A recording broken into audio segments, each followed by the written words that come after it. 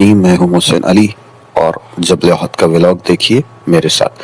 مدینہ منورہ کے شمال میں ایک لمبی سی سرخ پہاڑی ہے جسے ہم جبل احد کہتے ہیں۔ یہ پہاڑ مدینہ والوں سے محبت کرتا ہے اور مدینہ والے اس سے، اور یہی وہ مقدس جگہ ہے جہاں اسلام کی دوسری بڑی جنگ غزہ احد لڑی گئی۔ یہاں کے ہر پتھر، ہر قدم، ہر وادی کے اندر وہ تاریخ چھپی ہے جس میں ہمارے نبی صلی اللہ علیہ وآلہ وسلم کے صحابہ نے اپنی جانیں قربان کی، اور اسی مقام پر رسول اللہ صلی اللہ علیہ وآلہ وسلم کے پیارے چاچا حضرت حمزہ نے اپنی جان اللہ کی راہ میں پیش کی۔ آج میں آپ کو وہ مکمل کہانی سنا رہا ہوں جو 3 ہجری یعنی 625 عیسوی میں پیش آئی اور جس نے مسلمانوں کی پوری تاریخ کا رخ بدل دیا۔ غزوہ بدر میں مسلمانوں نے قریش کو زبردست شکست دی تھی، اور بدر میں مرنے والے قریش کے سرداروں کا خون مکہ والوں کے دل میں آگ بن کر جل رہا تھا۔ وہ بدلہ لینے کے لیے پورا 1 سال تیاری کرتے ہیں رہے۔ چنانچہ 3000 کے قریب ایک بڑی فوج مکہ سے چلتی ہوئی مدینہ کے قریب احد کے دامن میں آ پہنچی۔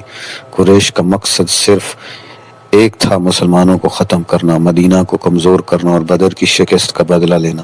رسول اللہ صلی اللہ علیہ وآلہ وسلم نے صحابہ سے مشورہ کیا۔ کچھ چاہتے تھے کہ شہر کے اندر رہ کر لڑا جائے، لیکن نوجوان صحابہ نے باہر میدان میں نکلنے کی خواہش ظاہر کی۔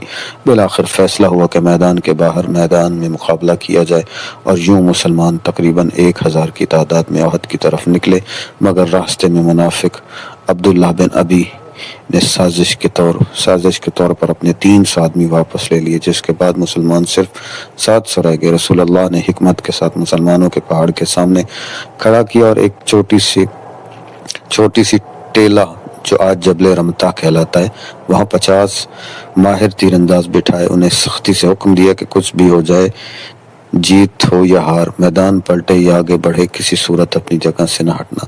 جنگ شروع ہوئی۔ مسلمانوں نے پہلا حملہ بہت مضبوط کیا اور چند ہی لمحوں میں قریش کے صفیں ٹوٹ گئی۔ دشمن پیچھے ہٹنے لگے۔ میدان مسلمانوں کے ہاتھ آتا دکھ رہا تھا، ہر طرف تکبیر کی آواز گونج رہی تھی، لیکن انسان غلطی کا پتلا ہے۔ دیسی مسلمانوں نے دیکھا کہ قریش بھاگ رہے ہیں اور مال غنیمت بکھرا پڑا ہے، تو ٹیلے پر بیٹھے کچھ تیر اندازوں کے دل میں خیال آیا کہ جنگ تو ختم ہو گئی ہے، اب نیچے جا کر مال جمع کرنا چاہیے۔